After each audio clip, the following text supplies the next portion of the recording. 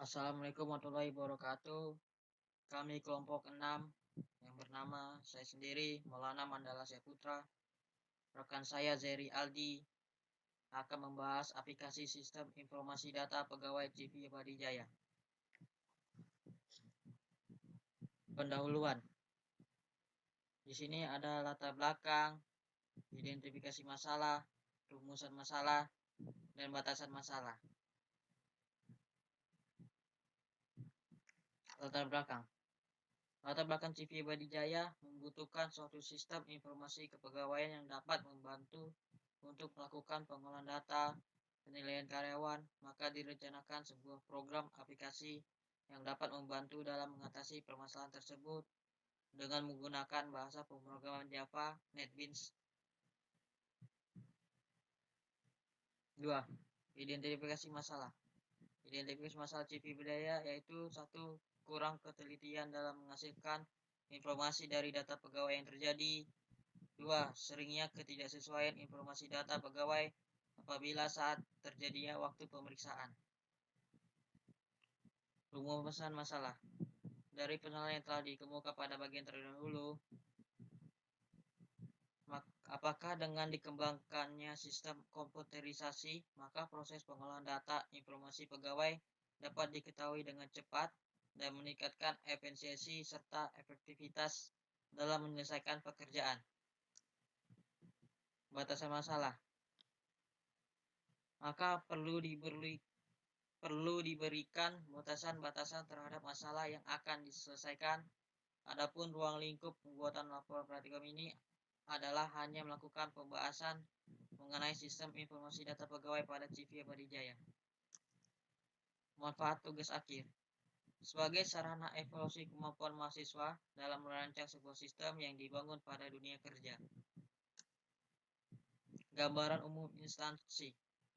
CV Abadi Jaya didirikan pada tanggal 25 Juli 2000 oleh Haji Badrul Salam dan Nunu Sofiansyah dengan lokasi kantor Jalan Raya Lewilang kilometer Cibeber Bogor. Dengan modal Rp 100 juta tunai dan sebuah kantor diperkirakan dengan nilai Rp 125 juta dengan bentuk PD Abadi Jaya pada awalnya dengan jumlah karyawan 2 orang bergerak pada penjualan besi dan bahan bangunan. Metode penelitiannya di sini ada wawancara, observasi, dan pengembangan sistem. Wawancara yaitu teknik pengumpulan data yang penulis lakukan dengan melakukan wawancara kepada instansi terkait. Observasi yaitu pengumpulan data yang kompleks karena melibatkan berbagai faktor dalam pelaksanaannya. Untuk menggunakan metode waterfall dalam mengembangkan sistem yang nantinya akan dijalankan. Sini adalah metode waterfall. Yang pertama yaitu analisis. Dianalisis untuk mendapatkan data yang dibutuhkan oleh pengguna. 2. Desain. Spesifikasi kebutuhan dari tahap sebelumnya akan dipelajari dalam fase ini dan desain sistem disiapkan. 3. Coding. Tahap proses pengkodingan pemrograman. 4. Testing. Setelah integrasi seluruh sistem diuji untuk mengecek setiap kegagalan maupun kesalahan. 5. Desain. Tahap akhir dalam model waterfall, perangkat lunak yang sudah jadi dijalankan serta dilakukan pemeliharaan. Selanjutnya akan dijelaskan kepada saudara Zeri Aldi. Mohon dipersilakan. Terima kasih.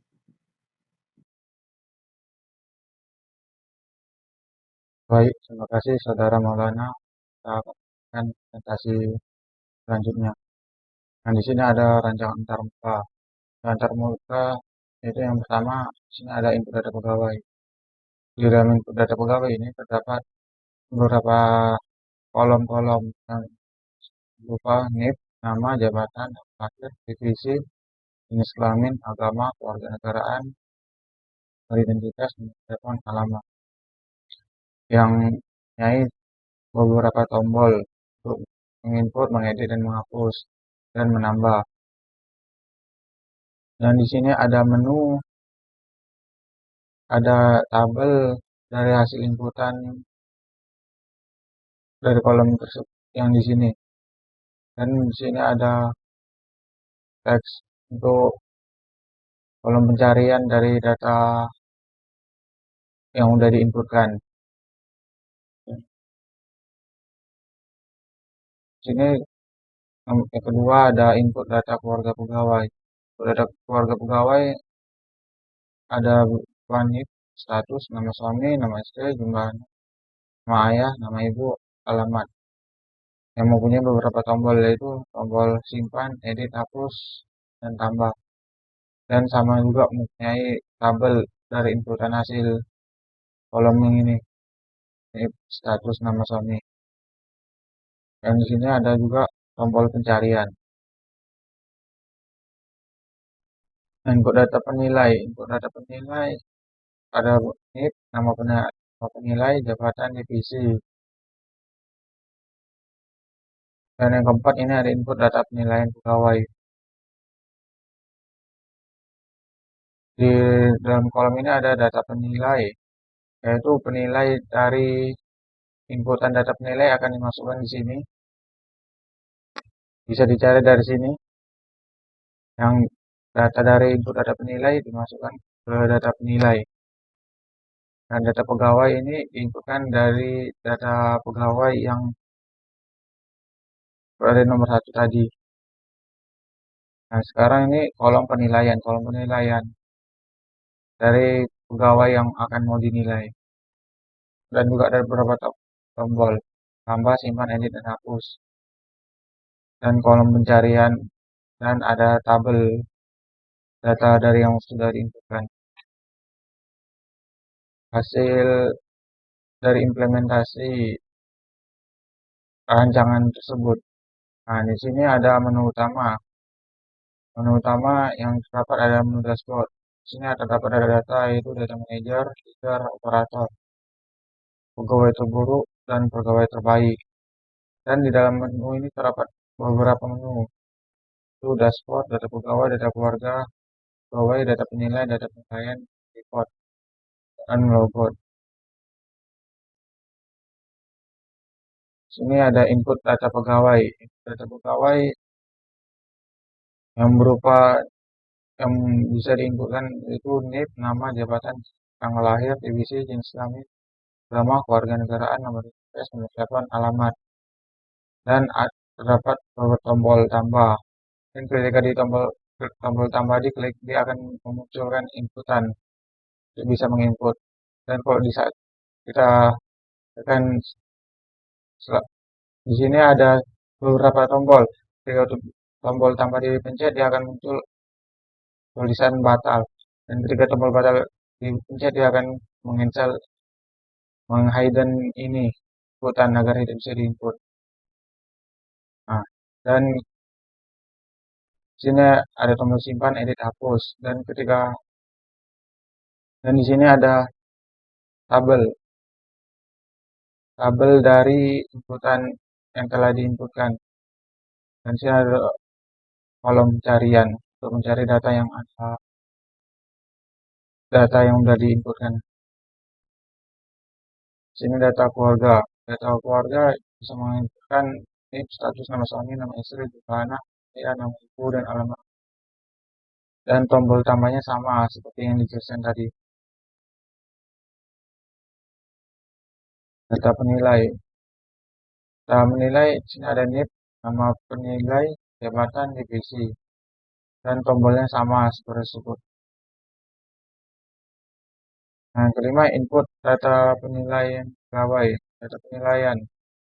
Data penilaian, sini ada data penilai yang inputan dari data penilai ini bisa kita inputkan dari sini dengan tekan tombol cari yang ini.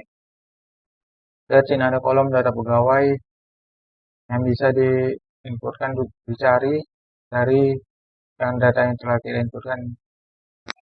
Nah, ya, inputan dari sini bisa kita cari dengan menggunakan tombol cari ini dan menginputkan angka penilaian dari pegawai tersebut. Dan sini tombolnya ada tombol tambah, simpan, edit, hapus.